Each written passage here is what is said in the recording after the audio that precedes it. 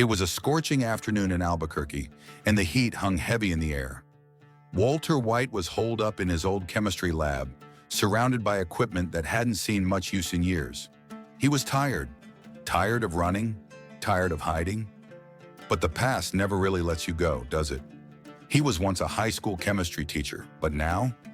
Now he was Heisenberg, the drug kingpin whose name still echoed in the underworld. Despite wanting out, there were always loose ends, always someone after him. Meanwhile, John Wick had just arrived from New York. Retirement wasn't exactly going as planned. The quiet life he longed for had slipped through his fingers the moment they took his dog, his home, everything. But this time, he wasn't here for revenge. No, Albuquerque wasn't home turf, but it was the place where his latest contract had taken him. Word had come down the grapevine about someone big. The name whispered through the criminal underground was Heisenberg. John didn't know the full story. He didn't care. The only thing that mattered was getting the job done so he could finally walk away. Walter noticed the black Mustang parked outside an old diner as he made his way back to his lab. Its driver stood out. Dressed in all black, cool and collected, this guy wasn't from around here. It sent a chill down Walter's spine. Was he with the DEA? Or maybe a loose end from Gus Fring's operation? He quickly ducked inside, wiping sweat from his forehead. Whoever this man was, he wasn't here by accident. Walter knew he had to stay one step ahead.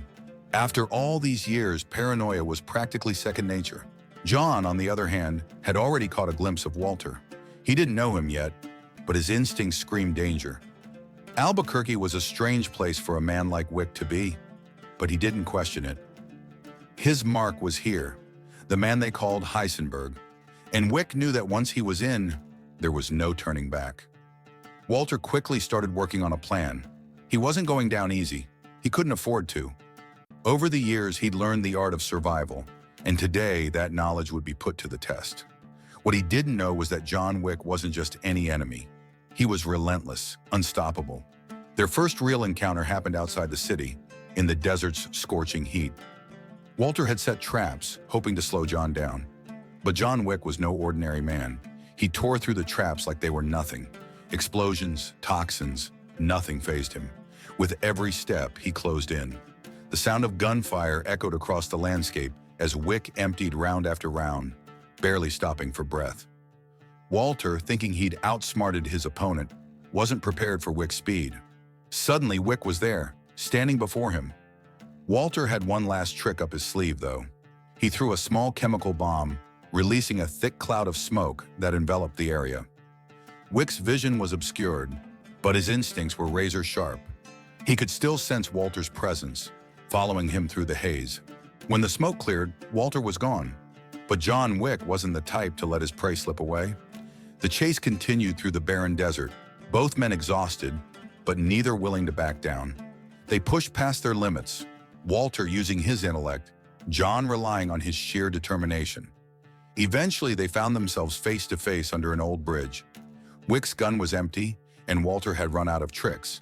The tension was thick, both men staring each other down, waiting for the other to make a move.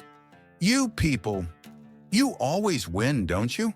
Walter said, his voice a mix of anger and resignation. "But you've made a mistake. You can't beat me. I'm Heisenberg." John didn't respond. He didn't need to. This wasn't about winning for him. The man standing in front of him wasn't just another target. He was like him, a man fighting a losing battle against his own fate. And in that moment, both men seemed to understand one thing. There were no winners here. Wick raised his gun, but he didn't pull the trigger. For a brief second, relief washed over Walter's face as John turned and walked away. The two men left the bridge behind them, each carrying the weight of their choices. Both knew that no matter how hard they tried, their past would never let them go.